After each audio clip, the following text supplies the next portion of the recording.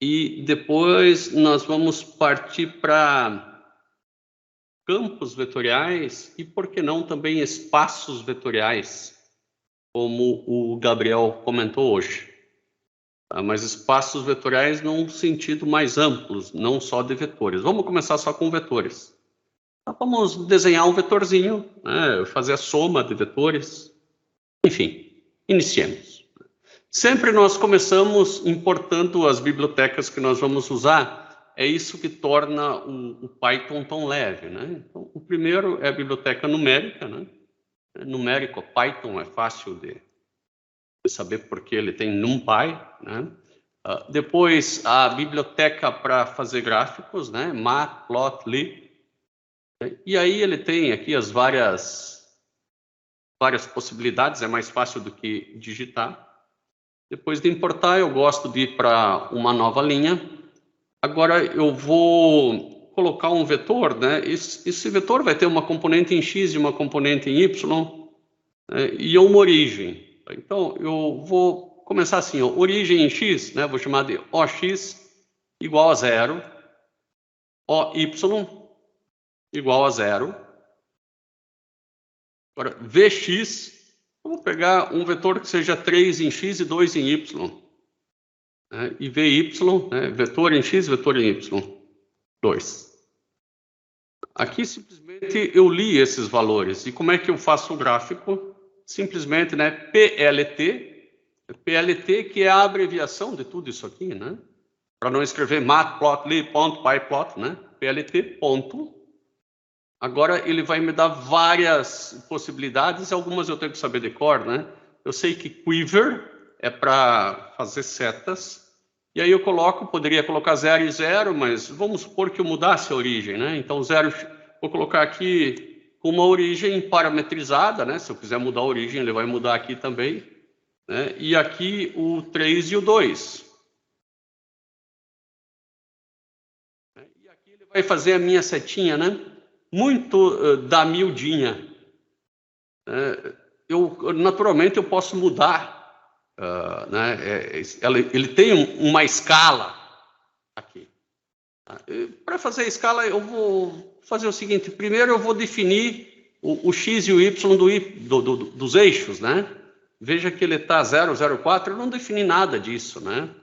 E esse cara aqui teria que ter o comprimento 2 e 3. Eu não estou vendo bem esse 3 e 2 ali. Vou colocar uma grade só para vocês perceberem o que eu estou falando. E aqui, se eu só fizer isso, dá certo, né? Mas me parece que é mais lógico escrever um on. Né? Pronto, não estou vendo 2 e 3 em lugar nenhum aqui. Então, eu certamente vou ter que mudar a escala desse cara aqui. E ele tem uma opção aqui, se você digitar aqui scale, ele vai dizer scale alguma coisa. Tá? Eu não faço ideia do que escrever aí. Tá? Então, vamos fazer o seguinte. Antes disso aí, que nem o Mamuto escrevendo alguma coisa, eu vou escrever aqui PLT, né? Ponto xlabel ou não xlimits, né? Que eu quero colocar o limite. E o limite aqui eu vou colocar entre menos 5 e 5. Tá? Daí eu já coloquei o eixo X, né? Com limite de menos 5 e 5. O eixo Y eu também vou colocar a mesma coisa entre menos 5 e 5. Essa seta naturalmente mudou de tamanho, mas ela mudou junto, né? Por isso que parece que ela não mudou. Mas eu queria que ela viesse, até os valores 3 e 2. Então, vou fazer o seguinte, pegar esses dois, ó, estes dois.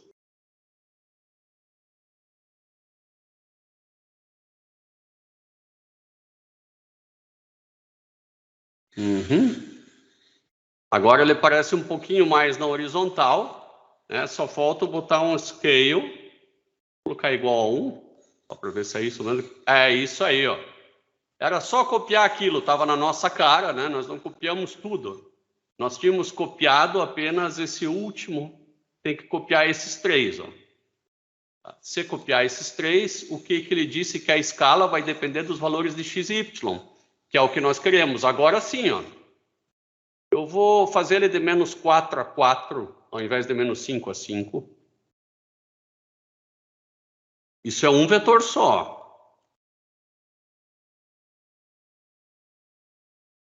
Agora ficou fácil, né? Que esse aqui ele vem até 3 e 2, ó. O início já foi ufa, né? Fizemos um vetorzinho. Nós poderíamos ter os infinitos vetores aí, né? Seria até legal eu fazer... Que tal eu fazer vários vetores? Eu vou fazer vários vetores. Né? Eu poderia fazer desde o 1 e 1 até o 5 e 5, tá? E vejam que isso vocês vão usar para frente também, não só aqui e não só em espaços vetoriais. Tudo isso aqui, ó, é para fazer um gráfico. Então, eu quero fazer vários. Que tal eu definir uma função aqui, ó, def, estou definindo uma função, né, vetor. E essa função, ela vai receber o Vx e o Vy.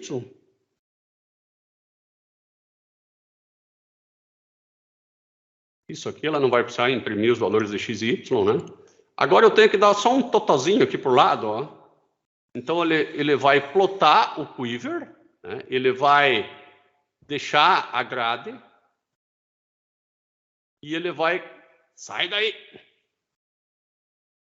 Ele vai colocar esses limites.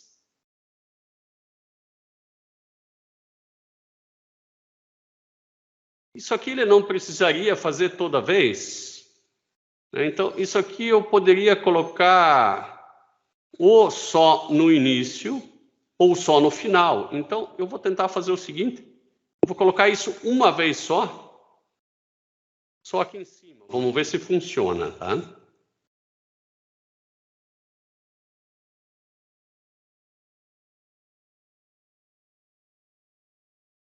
Então, aqui seria como se eu, né? Não vou nem fazer aqui, vou fazer mais abaixo. Aqui eu estou definindo a função para fazer um vetor. Só definir a função, tá? Ela não vai fazer nada. Tá? Agora ela pulou de linha. Tá? E aqui ele simplesmente vai colocar um gráfico com grades, mas não vai fazer o vetor ainda. Ó. Só fez aqui o gráfico com as grades. Se eu quero que faça o vetor, eu tenho que chamar a função vetor, né? E aqui eu vou chamar 3 e 2, por exemplo, eu coloco o número, né? 3 e 2. Até não é bom eu colocar esses mesmos números que estão aqui, ó. E eu vou fazer eles sempre partirem da origem, então vou excluir esse cara daqui e vou colocar aqui 0 e 0 já, porque esses meus vetores sempre vão começar da origem. Eu criei uma função vetor que recebe x e y e faz o gráfico. Então, vamos ver se isso dá certo. Executar tudo. Pronto, deu certinho. E por que isso é tão importante? Tá? Porque agora eu vou fazer isso, além de tudo, eu posso fazer isso um pouquinho mais... Bom, vou fazer aqui mesmo. Vou fazer for, né, para um número i. Eu até poderia fazer x. In range, vou começar do 1 e vou até o 5, né? Então, eu tenho que colocar assim de 1 até 6, variando de 1 em 1. Tá? Essa é uma maneira dele ir de 1 até 5, tá? Ele não pega o último. Por quê? Porque é assim que funciona. Agora, eu vou imprimir o vetor. Talvez eu faça... Quem sabe eu faça de 2 em 2, dele só vai até 4. Porque no que chega no 6 não faz. Vetor, vou colocar x, vírgula x. Né? Vai fazer o vetor 1 e 1, 2 e 2, 3 e 3. Agora, vou executar tudo também, para executar desde o começo. Olha aqui, olha, fez todos os vetores, né? Mas só x e x. Talvez eu devesse começar aqui de menos 4. De novo.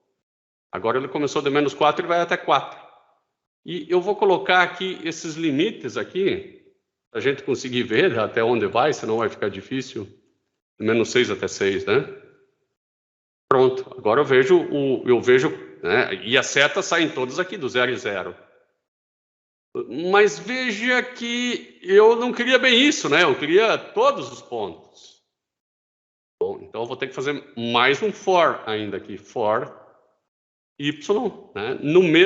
Na mesma faixa, né? Range é faixa. E agora eu escrevo vetor xy. Agora sim. Agora eu fiz todos os vetores, né? Acabei fazendo um espaço vetorial. Muito bem, nós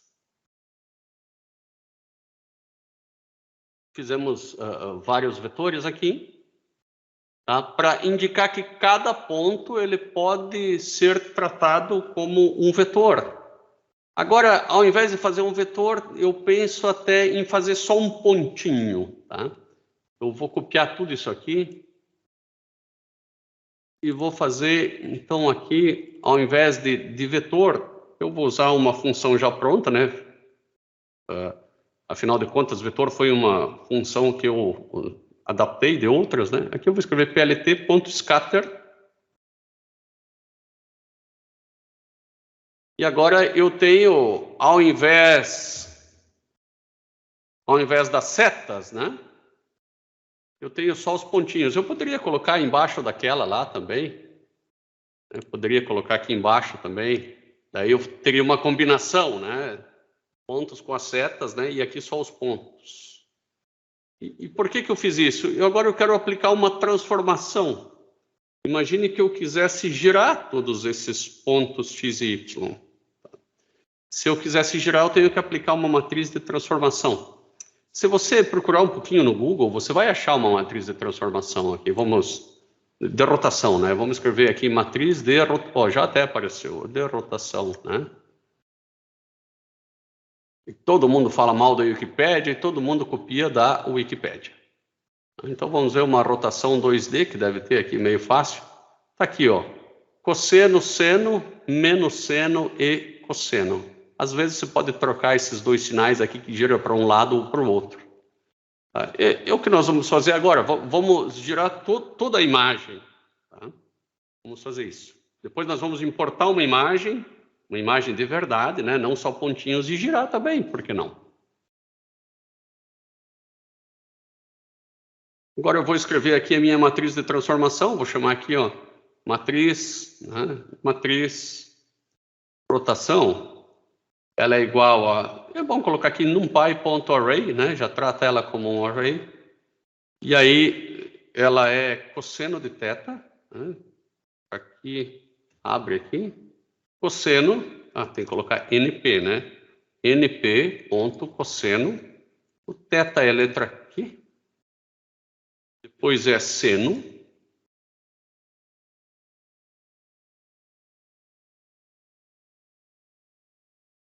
E agora, do lado de baixo, né? Aqui eu coloquei uma matriz, tenho que colocar mais uma aqui. Ó. Primeiro vou dar um Ctrl C nesse cara. Depois aqui eu vou abrir uma matrizona, vírgula, a matriz de baixo. Né? Eu falei que podia mudar esse sinal ou o outro, né? Tanto faz. Então é cosseno, seno, aqui era seno e depois cosseno. Essa é a matriz de transformação, nós não definimos o quanto nós queremos girar, né? Eu vou começar girando, não vou ser muito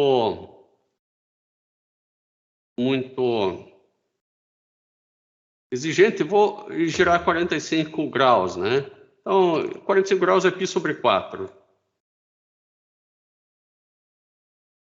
Claro que vai trabalhar com radianos.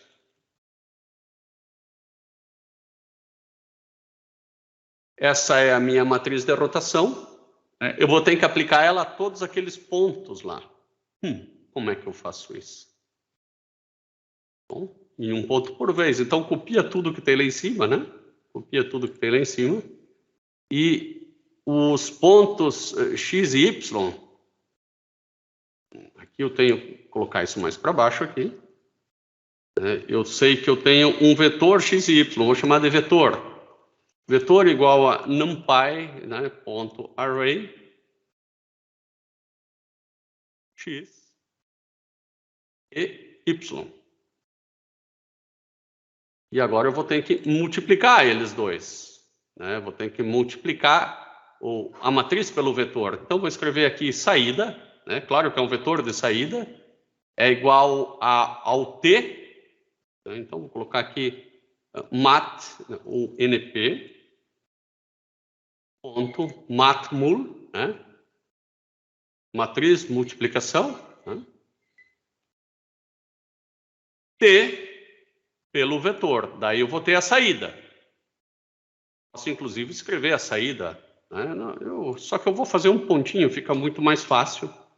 Né? E aí, o gráfico que eu vou fazer aqui não vai ser de x por y mais, né? Claro, vai ser do x por y da saída. Então, vai ser a saída 0 e a saída 1, né? Que vão ser valores em x e y. Então, vou colocar aqui, ó, saída, né? Vamos ver se vai funcionar isso aqui, né? Saída 0 e saída 1. Antes disso, eu vou imprimir a saída para ver o que sai, né? Vamos escrever aqui, ó, print, né? Aqui, a t não está definido, claro, eu chamei de t a matriz, mas a matriz não é t, é a matriz da rotação.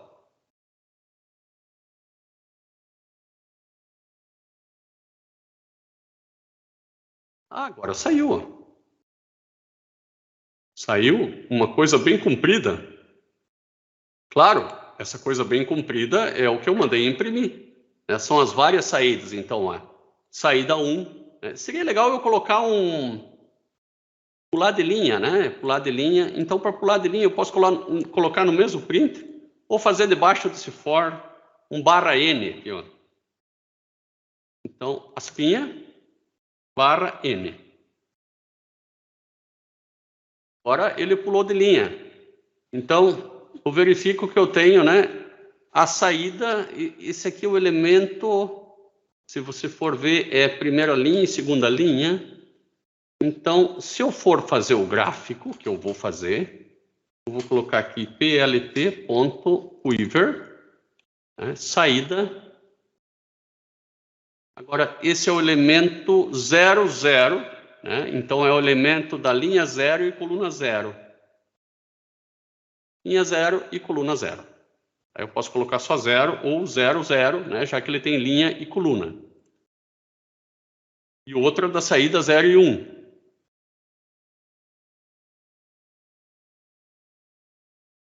Se nós temos 0 e 1, que é a 2, né? 1 e 0, desculpa. É a segunda linha e primeira coluna. Se nós temos um pouquinho de dúvida sobre o que quer dizer esse saída, a gente vem aqui na linha bem de baixo, vamos ver se a gente chega nela aqui, e digita type, né? Type saída. Daí ele vai dizer, um numpy.array. Isso a gente sabia, né? Então, eu quero saber qual que é o formato dele, saída.shape. Ele vai dizer, tem 2 linhas e 1 coluna. Então, nós temos que colocar daquela forma mesmo, né, com linhas, né, com linhas e colunas, né, como nós fizemos aqui, ó, linhas e colunas. Agora, vamos ver o que sai? Eu só vou tirar esses caras daqui que estão me incomodando. Não deu certo. Você só vê a ponta das setas aí, ó. Por quê? Porque falta aquele pedacinho, né? Aqui, ó.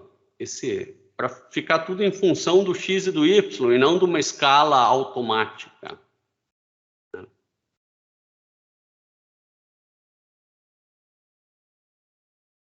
Agora aqui, o que aconteceu? Apareceu ele rotacionado também. Você não vai conseguir ver essa diferença do rotacionado, será que vai? Ó, vamos olhar para isso aqui. Talvez a gente devesse colocar o original também antes. Né? Eu vou colocar em cima do mesmo o original. Tá? Então, esse é o rotacionado. Né? E agora eu vou colocar aqui, ó, o original, só que o original, ao invés de saída, eu vou colocar vetor. se ele não mudar de cor, eu vou ter que mudar na marra, né? Ele não mudou de cor. Não mudou de cor. Eu vou colocar aqui, deve ser color. Color. Não, line color, então.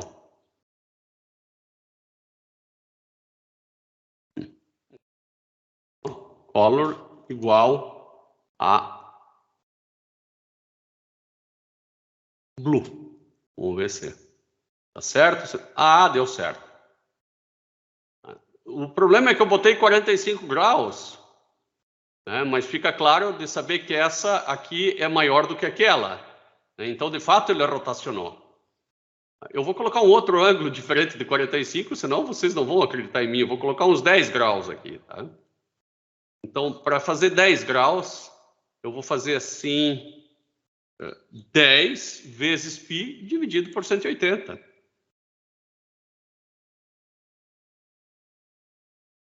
Agora vocês conseguem acreditar em mim, né, que a seta preta ela rotacionou 10 graus, né? Só que 10 graus no sentido oposto que eu esperaria. Aí tem tudo a ver com aquele sinal de mais e de menos, né? Vocês vão ficar espertos, né?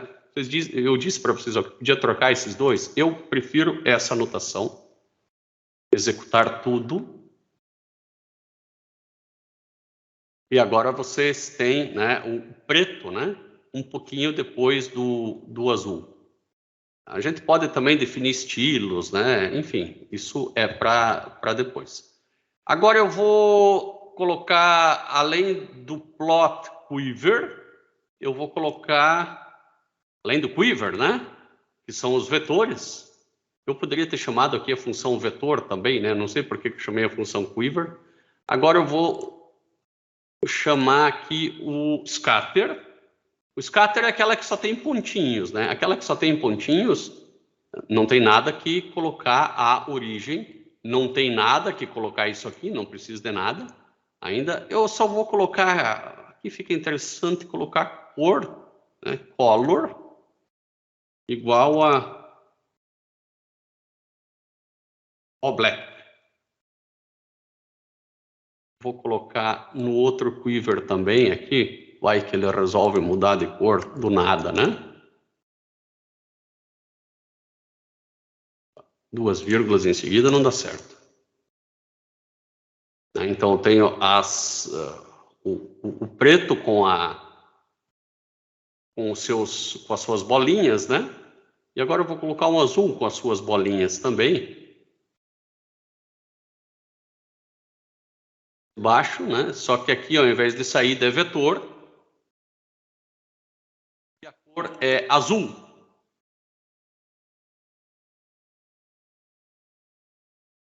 E mais fácil do que isso é se eu tirar esses quiver, né? Se eu tirar essa seta de vetor, vou tirar esses dois quiver. E agora eu consigo ver mais fácil que a coisa girou um pouquinho. Né? Vejo tanto o azul quanto o preto eles giraram. Eu vou colocar mais pontos agora. Né? Eu vejo que eu fiz de 4 em 4, agora eu vou fazer de 2 em 2. Agora eu consigo ver o conjunto todo girar. E agora eu posso fazer ele girar uns 45 graus de novo. Eu vou colocar lá no Q 45.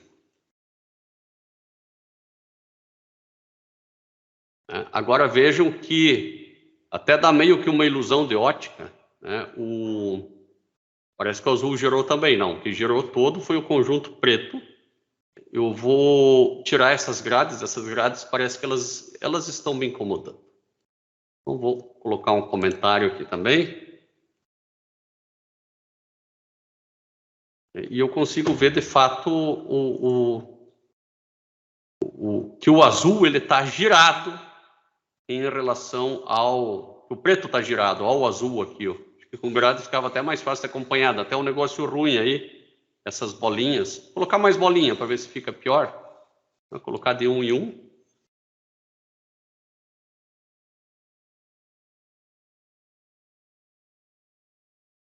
Ficou mais fácil de ver que aqui é um retângulo, né?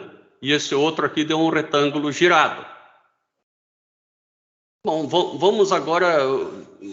Isso é um espaço vetorial, né? Um espaço vetorial que eu posso girar, que eu posso depois até fazer combinação lineares para mudar de cor, eu posso espichar, né? E isso tudo faço com matrizes, por isso a álgebra linear ela é tão importante, né? E Python usa muito a álgebra linear. Até na próxima aula, nós vamos aprender um pouquinho de inteligência artificial com Python, tá? Que usa matrizes o tempo inteiro, né? Então, da necessidade desses espaços vetoriais é imensa. Então, vamos a uma aplicação, além de só ver pontinhos agora. Eu vou imaginar uma queda não livre, e não uma queda livre. Imagine que você tem aqui um objeto, né? Esse objeto está caindo e ele sofre efeito da resistência do ar, né? Se não tivesse queda não livre, não teria sentido nenhum o paraquedas, né? Então, você tem uma força para baixo, que é a força peso, né? E para cima, eu vou colocar aqui uma força de arrasto proporcional à velocidade. Poderia ser proporcional à velocidade d ao quadrado, por que não? Então, essa força aqui para cima é uma constante de arrasto, que eu vou chamar de K, vezes a velocidade. Quanto maior a velocidade, maior essa força antagônica, né? Faz todo sentido do mundo. E a força resultante, né? A força resultante é a força para baixo menos a força para cima. A força resultante é igual a massa vezes aceleração. Isso aqui é segundo a lei de Newton, né? Força resultante igual a massa vezes aceleração. Eu posso reescrever isso aqui só com cálculo 1, eu consigo imaginar, ó, massa vezes a gravidade menos a constante vezes a velocidade igual a massa vezes a derivada da velocidade. Só vou escrever mais uma linha. Vou escrever que a derivada da velocidade, né, se eu dividir pela massa dos dois lados, é igual a g, né, ou seja, a aceleração, que é a derivada da velocidade, é igual a gravidade menos K sobre M vezes V.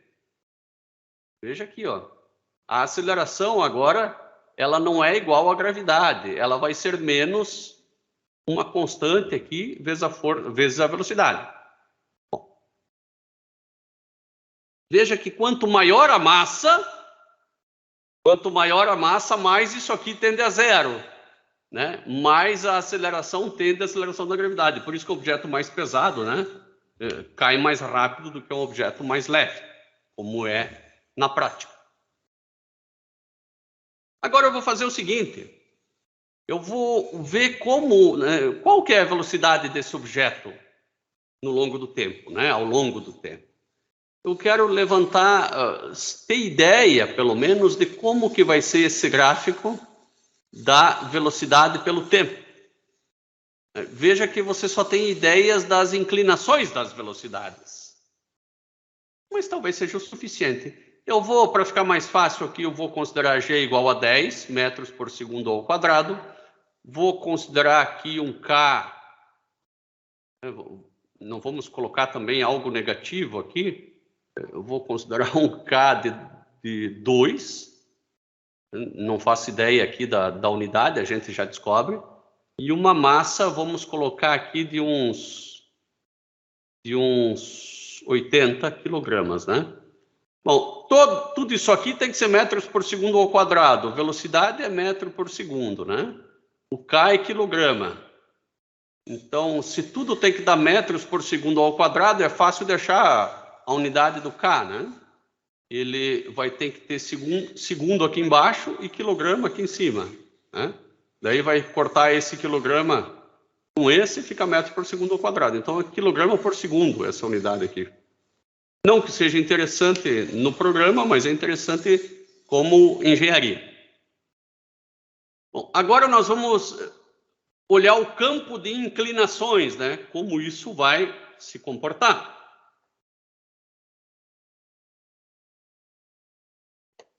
Vou fazer um novo arquivo.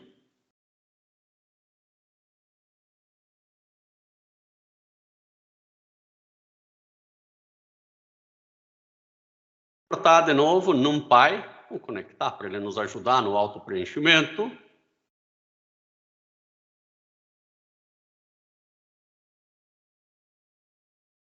Sei que não ia aparecer. Aqui. Boa. Agora eu vou ter que definir a minha aceleração, né? A aceleração era igual a gravidade menos K dividido pela massa vezes a velocidade. Dá um espacinho aqui para ficar bonito. Essa é a minha fórmula, né, para calcular a aceleração. Mas tenho que definir ainda outros valores. Vou colocar aqui G igual a 10. K igual a 2. M igual a... Eu não me lembro quanto que a gente colocou, 80, né?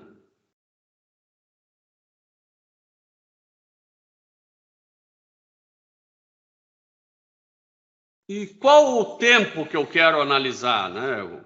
Bom, eu vou ter que definir em algum momento. Eu vou definir na próxima célula, tirar esse cara daqui, colocar mais para baixo. Né? O tempo, vou chamar aqui um letra, tudo por extenso, np.linspace. Eu vou querer que o meu tempo varie de 0 até, vou colocar 20 segundos. Né? Por enquanto, de 2 em 2 segundos. Depois eu posso colocar... aqui eu coloco a quantidade de pontos, na verdade, se é linspace. Né? Então, eu vou colocar aqui uns 10 pontos. Para ver quanto que vale tempo, né? Ou uso o print, eu faço assim, vai de 0 até 20, né? Vou colocar 11, porque acho que de 11 ele vai ir de 1 em 1, vai ficar mais bonitinho. Ah, ficou mais bonitinho, foi de 2 em 2. Né? Bom, o tempo está aí definido, agora a velocidade eu vou ter que pensar de quanto até quanto, que eu vou ter que também ver. A aceleração eu sei que vai no máximo até a da gravidade. Agora eu vou dar uma olhadinha aqui. Eu quero fazer um gráfico de tempo por velocidade. O tempo eu já defini, de 0 até 20, né? Posso mudar depois isso, nada que não possa ser mudado. E a velocidade? Bom, para saber de quanto até quanto eu vou fazer a velocidade, eu vou pensar no seguinte: quando a velocidade não variar mais, né, que vai acontecer, o cara atingir a velocidade de regime, a aceleração é 0, né? E a velocidade terminal, né, vou chamar de velocidade final, né, ela vai ser mg dividido por k, né? Então eu vou fazer de 0 até 1,5 a velocidade final. Acho que é uma boa. Então, vou escrever aqui velocidade final igual a m vezes g dividido por k. E aí, ó, a velocidade, vou escrever por extenso também, é igual a np.linspace, fazer em 11 pontos também, de 0 até 1,5 vezes, né? 1,5 não, 1,2 vezes a velocidade final. 11 pontos. Por que eu não coloco aqui? Talvez eu colocaria um número aqui, NNN, tá? Só para eu não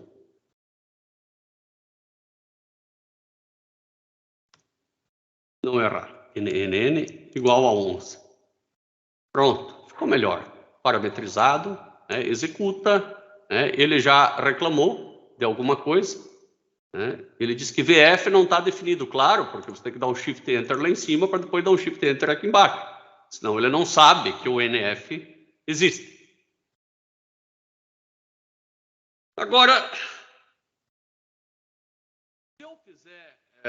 se eu quiser localizar todos os pontos que eu quero a aceleração, são em todos esses tempos e todas essas velocidades.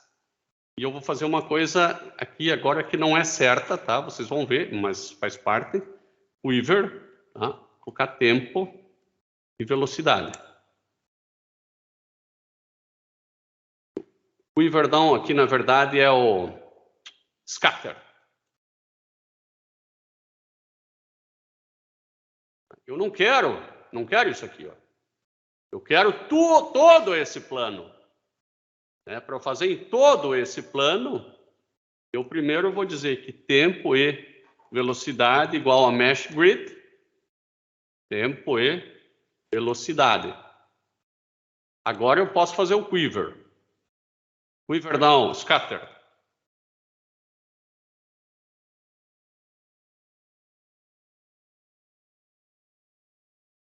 Mesh grid. Não está definido porque eu tenho que colocar np. numpy.meshgrid. Agora sim. E em cima de cada bolinha dessas, eu vou ter que colocar a inclinação, né? Que é a aceleração. Inclinação e derivada é a mesma coisa. Agora, por azar, eu perdi o quanto que é. Deixa eu ver, dar Ctrl V. Não adianta, perdi, vou ter que digitar de novo. Né? Eu vou escrever aqui que a aceleração é igual ao quê? É igual à gravidade menos K dividido por M, né, vezes todas aquelas velocidades que nós calculamos ali. Agora eu calculei todas as acelerações, né, para todos esses tempos e essas velocidades. Bom, a aceleração é um número, né, olha aqui, ó, eu tenho aceleração em cada local, mas eu quero representar ela como uma inclinação. Bom, então eu vou ter que calcular um ângulo, né, e a derivada é igual a tangente, é dy dividido por dx. Então, eu vou escrever aqui que o ângulo é igual ao arco tangente, né? np.a tan. Olha aqui, ó. Não é a tan, é arc tan. É bom que ele é inteligente já para me avisar. Arc tan. Agora eu coloco aqui da aceleração. Agora eu achei o ângulo. Só que eu achei o ângulo em radianos, não tem problema, porque quando tirar seno e cosseno vai estar em radianos, né? Então, vou chamar aqui de Δx, é igual ao cosseno do ângulo. Então, NP, de novo, NP ponto cosseno do ângulo. E o dy é o seno.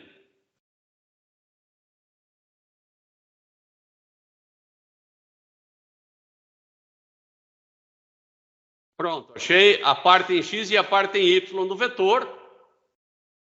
E agora, meu amigo, vamos desenhar esses vetores. Então, plt.quiver, eles vão começar nos pontos T e V, eles não vão começar no 0 e 0. Em cada um daqueles pontinhos que a gente desenhou, eles vão começar. E eles vão ter comprimento, né, de x e de y. Eu acho que a gente vai ter que copiar, talvez copiar aquele ângulo, aquela escala, né? Bom, vamos ver. Já na sequência a gente vai ver como isso vai se comportar. E aqui eu já consigo verificar. Olha aqui, ó. Parece que existe uma tendência dele terminar em 400 metros por segundo a velocidade dele, né? Eu vou ir até um pouco mais do que 1.2, eu vou ir até 1.5 da velocidade final. Olha aqui, ó, existe uma tendência, né? Se a velocidade estiver muito baixa, a velocidade aumenta. Né? Se a velocidade estiver muito alta, ela diminui. Vamos imaginar como ele pulando de paraquedas com velocidade zero, né? O tempo vai passando, né? Ele aumenta muito a velocidade. E depois de um tempão passado, ele está aqui, a velocidade já é menos inclinada a aceleração, né? E no que ele chegar aqui, ó, a inclinação da aceleração é zero. Talvez se eu colocasse um número de setas diferentes, né, eu conseguiria enxergar. Ou eu vou fazer isso aqui, melhor, eu vou fazer de 300 até 500 a velocidade, tá? Eu vou fazer aqui, ó, fazer de 1.2, de 0.8 a 1.2, e não de 0.8 a 1.2. É 0 ponto e não 0, né? Ponto.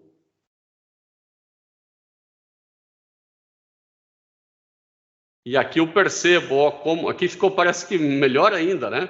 E veja que aqui no 400, né, a velocidade não muda mais, né? Não tem inclinação, quer dizer que não tem mais aceleração. melhor do que isso seria eu achar a fórmula, né? Por que não encontrar o gráfico da velocidade? Bom, daí eu tenho que entender um pouquinho de equações diferenciais aqui em Python, né? E não custa a gente entender um pouquinho, tá? Como resolver uma equação diferencial em Python, né? A equação diferencial ela já está colocada aqui. A equação diferencial é essa equação aqui, ó. V' igual a G, né? A gente já tem equação diferencial. Bom, então, me parece que isso não é tão complicado. Eu vou fazer ela aqui embaixo, né? Eu vou definir a equação diferencial. Vou escrever ED aqui, ó. Nessa equação diferencial, ela vai receberia o tempo, né? Essa, por sorte, não tem o tempo, e aqui eu vou chamar de velocidade. Vai receber esses dois. Meu teclado mudou sem eu pedir. Deixa eu mudar ele aqui.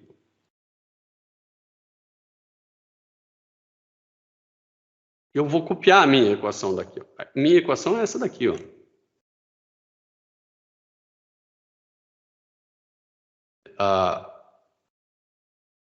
A igual a G menos KM, né? Eu vou colocar o V minúsculo, porque é esse Vzinho aqui que vale agora, tá? Esse K e esse M, eles não existem dentro da função, então eu vou ter que colocar eles de novo, né? O K e o M, vou colocar eles aqui, porque dentro da função eles não existem, né? Agora eles passaram a existir. E, no fim, eu coloco return A, né? Eu quero retornar o valor do V', né? O A é o V'. Agora, Shift Enter, né? Já fiz a definição da minha equação diferencial e agora eu quero resolvê-la, né? Então, solução igual. Como resolver uma equação diferencial? Bom, eu vou ter que ver na internet ou digito np. Né? Você tem um dissolve aqui? Não tem, ó, dissolve. Né? Então, talvez problema de valor inicial, PVI. Não está tão fácil. Então, vamos escrever aqui, ó. A differential equation Python numeric. Aqui, ó, numeric. Eu quero numeric, claro. Aqui o primeiro já me dá uma boa dica. É odd int. Odd int. Então, eu vou ter que usar mais uma biblioteca. Eu vou ter que usar esta SciPy. Então, eu não vou fazer exatamente assim para seguir um padrão nosso, tá? Eu vou copiar só esse pedacinho aqui. Nós vamos inventar um padrão. Inventar. Não é inventar, então. Import SciPy, né? Ponto integrate SPI.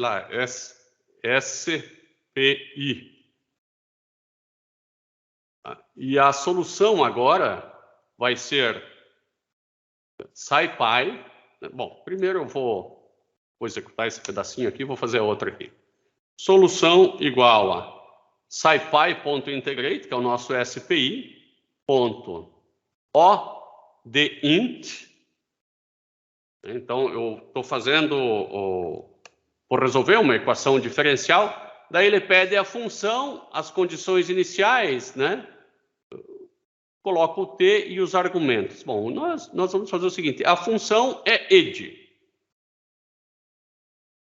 As condições iniciais, eu vou colocar aqui, eu não sei como é que coloca, eu vou dar uma olhadinha como é que ele fez aqui, no oddInt, simplesmente colocou as condições iniciais, né? E depois T. Beleza. Então vamos fazer isso mesmo. Vem para cá. Condições iniciais, eu vou dizer que ele começou com a velocidade de 320. 320. Tá? E aqui, T. Vou colocar 3T aqui, ó. 3T. O nosso tempo, ele vai ser o TTT, e o TTT eu vou definir aqui como np.linspace, vai de 0 até 20, também como o outro, só que aqui eu vou colocar uns 100 pontos, né, e não só uns 11, como eu fiz antes. Então, executa esse, beleza, executa esse, deu certo, o sangue de Jesus tem poder, né? Agora vamos ver o Sol. Olha aqui, ó, aqui nós temos a solução, tem que vir um pouquinho mais para baixo, e o que eu vejo? Eu tenho aqui vários elementos, olha aqui, ó, começa com 320 e a velocidade vai aumentando, vai aumentando, vai aumentando até 425, não vai parar de aumentar, foi até 515, talvez eu tenha que fazer mais tempo.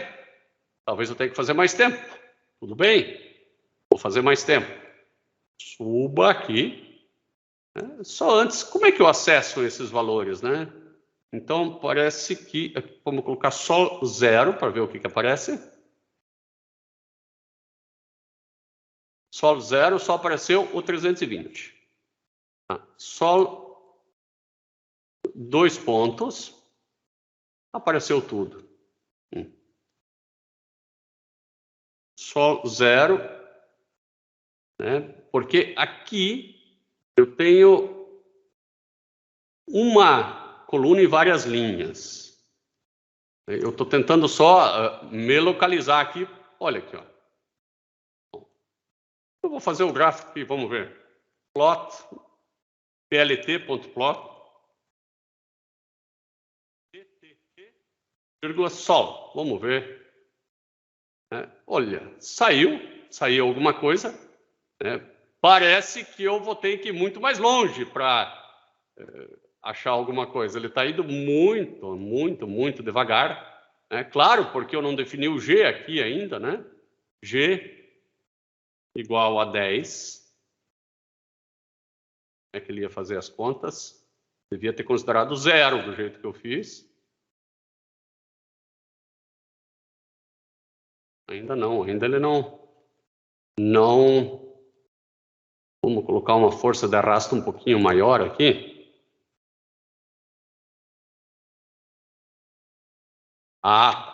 Era pouco arrasto, ia levar muito tempo, né? Então, eu vou colocar na força de arrasto aqui, para 250. Vou colocar 50 aqui. E lá de cima eu também vou colocar 50, tá? 50. Aquela lá em cima eu também vou colocar 50. Executar tudo. As setinhas ficaram iguais, né? E aqui embaixo eu tenho como vai se comportar o meu sistema. A função... o T, é que a gente colocou o T antes, né? Aqui está o contrário. Vamos fazer V e T aqui, então. V, vírgula T. Agora sim. Agora chegou na velocidade constante, que deveria chegar mesmo. Agora eu até vou mudar para 2 de novo, aquilo lá, como estava 2 aqui, ó. Vamos ver como é que vai ser. 2 parece pouco, vamos deixar em 20.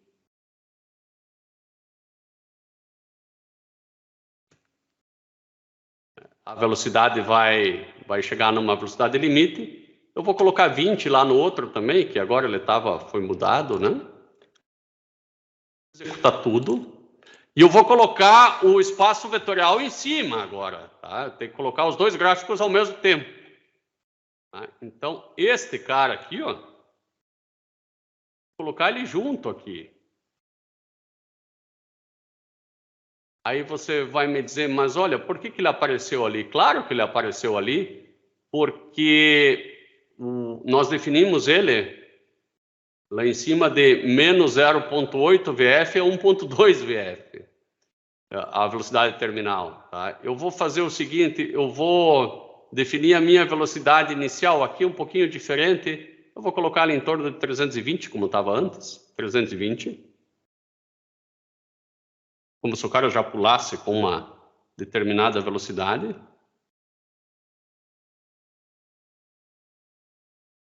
Não, 320 não, agora tem que ser uns 40, né? Vou colocar 0,8 VF. Se dá para fazer isso, por que você complica? né? Coloca 0,8 da velocidade terminal. Pronto. E ele foi até 20 aqui, eu vou ter que fazer ele ir até...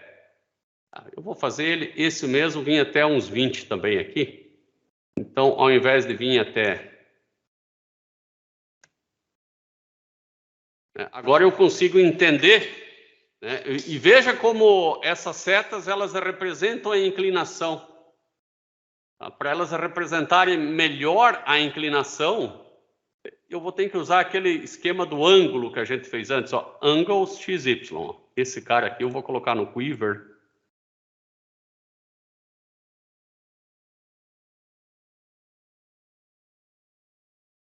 Quiver, vírgula.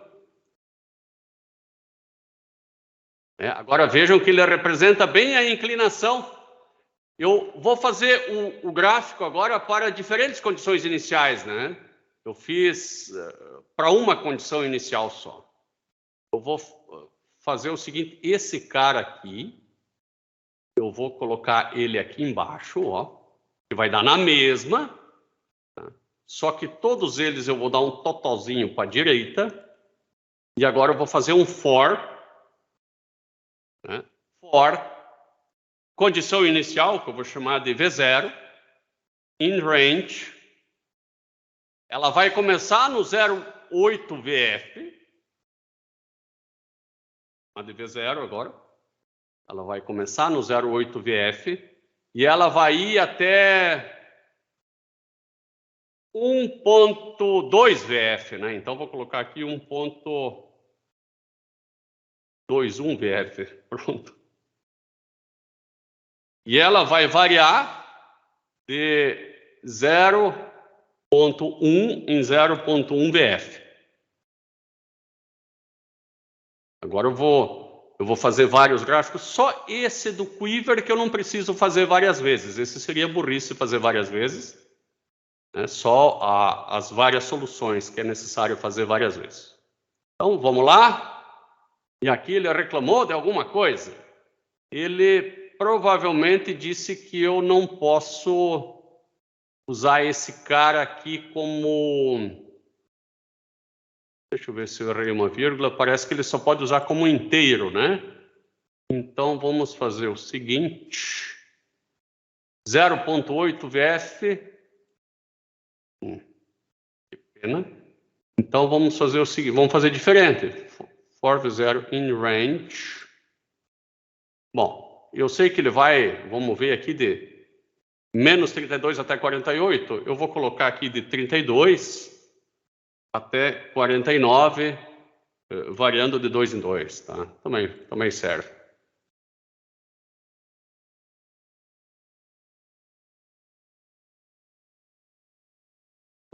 Acho que o problema foi bem outro. O problema é que faltou 2 pontos aí em algum lugar. Faltou 2 pontos aqui, ó. Só isso.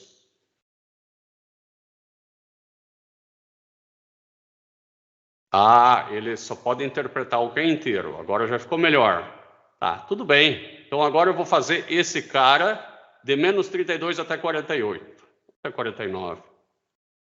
Não de menos, de 32 até 49 que ele vai entender. 32 até 49, não vai ser o jeito mais lindo, né? E variando aqui de 2 em 2. E agora eu tenho aqui as várias soluções, né? Para cada condição inicial, né? Se o cara partiu de uma velocidade baixa, se ele partiu já da velocidade de regime ou se ele pulou que nem um mamute para baixo numa velocidade mais alta, né? Ou ele vinha numa velocidade mais alta, que ele abriu o paraquedas e reduziu a velocidade, também pode ser assim interpretado. O legal aqui é que você pode colocar legendas ainda, né? Você pode vir aqui e escrever aqui label, qual pode escrever um texto normal, mas você ficaria melhor ainda se você faz assim, ó. Se você entende um pouquinho de látex, você escreve assim, dvdt, né? dvdt. E aqui nesses plots, o interessante seria colocar a velocidade inicial. Então, label igual a... Aqui eu simplesmente vou colocar V0. Se eu só executar, não vai acontecer nada. Tá? Eu simplesmente dei um label, mas não aparece. Mas no finalzinho aqui, você escreve plt.legend.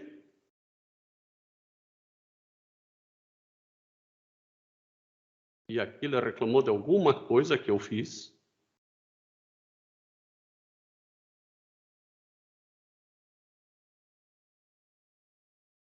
Ele não gostou desse símbolo de cifrão.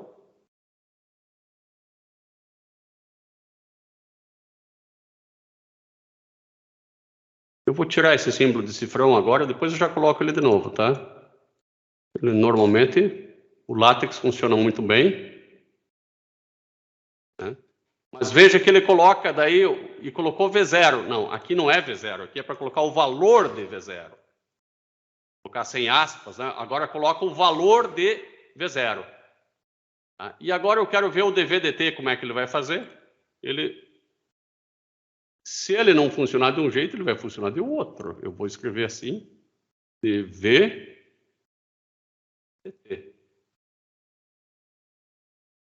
Olha que bonitinho que ele fica aqui, ó. dvdt. Né? E você pode escolher naturalmente outros locais para colocar essa legenda, só que aqui tem muitas, né, muitas setas. Quem sabe você faça menos, né? Você faça aqui de 4 em 4, né? Aqui, olha, até já colocou num lugarzinho melhor. Sem falar que você pode mudar o tamanho dessa figura, e deve também, né? Você pode trabalhar, antes de fazer a figura, você deve escrever aqui, ó, plt, né, ponto figura, né? Figura. E aqui dentro você vai escrever fix size igual, e aqui o tamanho em linhas e colunas, né? Eu vou colocar aqui 8×6, tá? É 8 polegadas, infelizmente é polegadas, tá? Então, você viu que agora eu vou fazer aqui mais, ó. Eu vou fazer 16×6 só para a gente saber o que é um, o que é outro. Olha, ele fez mais largo, né? Então, é x e y. Né? Posso colocar aqui muito bem, então, de novo. Vamos colocar 16×9 aí, que é a resolução das televisões. Widescreen, né? 16 polegadas por 9. Ficou grandão. Então, o que eu aconselho? Divido por 3 aqui, divido por 3 lá. Daí você mantém o aspecto 16×9. O que você pode agora aumentar são os DPIs, né? Porque pode ver que fica meio ruinzinho se for colar isso aqui no Word. Aí você ainda escreve aqui DPI igual, né? Isso que é uma resolução boa, 300 DPI. Olha como ficou boa a resolução agora, tá? E agora eu só vim aqui copiar e colar no Word, tá? Tem um menor estresse. Eu vou colocar um DPI baixo agora aqui, porque senão fica muito grande e fica ruim de eu ver. Tá? Mas eu aumento a quantidade de DPIs aí para ficar com melhor qualidade. Quem que tinha me pedido aqui? Não está mais aqui? O cara que pediu para mim os campos vetoriais? Beatriz, Oberdan, Thiago, Luciano e Bernardo. Vocês conseguiram acompanhar o que eu estou fazendo aqui? Uhum. Tá. Sim. Sim? Então, eu vou fazer o seguinte, eu vou dar uma equação diferencial para vocês, bastante simples, tá? Muito parecida com essa daqui. Muito parecida com essa daqui. Onde eu vou pedir para que vocês me façam o campo vetorial e a solução, né? Eu só vou retornar aqui como que eu faço cada coisa dessas. Veja que a solução é muito simples, né? Eu isolo o termo em derivada do lado de cá e retorno ele mesmo, né? Eu poderia simplesmente ter retornado direto tudo isso aqui, né? Sem esse A intermediário. E depois, para achar a solução, né, eu apenas uso esse código, essa linha aqui, ó. né? SPI, O de int, né? Equação diferencial ordinária e integração, é isso que quer dizer. A equação ED, que nós definimos lá em cima. O valor inicial, que nós colocamos aqui vários, né? Não colocamos um só. E o tempo que nós queremos, né? O vetor tempo que nós queremos que ela seja solucionada, que foi de 0 até 20. As setinhas é muito parecido, né? As setinhas, elas estão aqui em cima. A gente define o tempo e a velocidade que a gente quer. Aqui foi de 0 até 20, né? O tempo. E a velocidade de 0,8 vezes o valor que você quiser, né? Colocamos menos pontos, né? Porque senão vai virar uma bagunça, né? Imagine que você resolva aqui colocar 111 pontos, né? Você não vai ver mais nada. Só vai ver ponto, não vai nem ver mais o vetor, né? Isso não faz o menor sentido. Então, 11 é um número bom. Tá? Por experiência, eu faço 11 por 11 e fica bom. Daí você faz o mesh grid, né? E depois calcula o ângulo e o tamanho das setas e imprime elas aí. Tá? O que eu aconselho é sempre colocar algo que eu não tinha colocado antes em cima, que era aquele angle XY, tá? Onde que ele está? Ele está aqui, ó. Naquele de cima não fez tanta diferença, né? Porque a gente não vê a solução junto, né? Pode ver que eu vou colocar ele aqui, não vai fazer quase diferença nenhuma. Nem dá para acompanhar a diferença. Mas é sempre bom ter esse ângulo XY aqui também. Meus caros, estou colocando lá, então, no Moodle, tá? Vocês vão ter... Eu faria até esse final de semana, mas vocês têm uma semaninha aí para fazer isso. Tá bom? Bernardo, voltou, cara?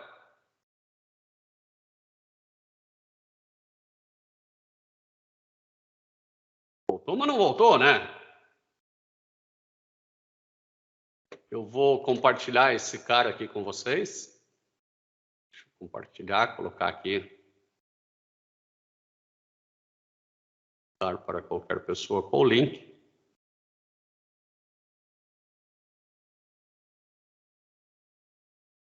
E eu já vou atualizar, né? Até amanhã eu acho que eu consigo colocar essa aula lá no nosso site, né? Meus caros, qualquer coisa, né? Vão fazendo contato, vão perguntando, né? É importantíssimo, e veja que isso é um software gratuito e faz tudo que o MATLAB faz. É muito legal dominar ele bem. Tá? Bernardo, o que eu ia te pedir era a questão de campos vetoriais. Você conseguiu entender o que a gente fez hoje aí?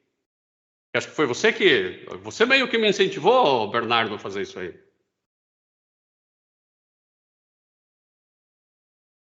Se vocês quiserem brigar, então briguem com o Bernardo. Um abração aí. Tchau, tchau. Valeu, professor. Até semana que vem. Até. Abraço. Até.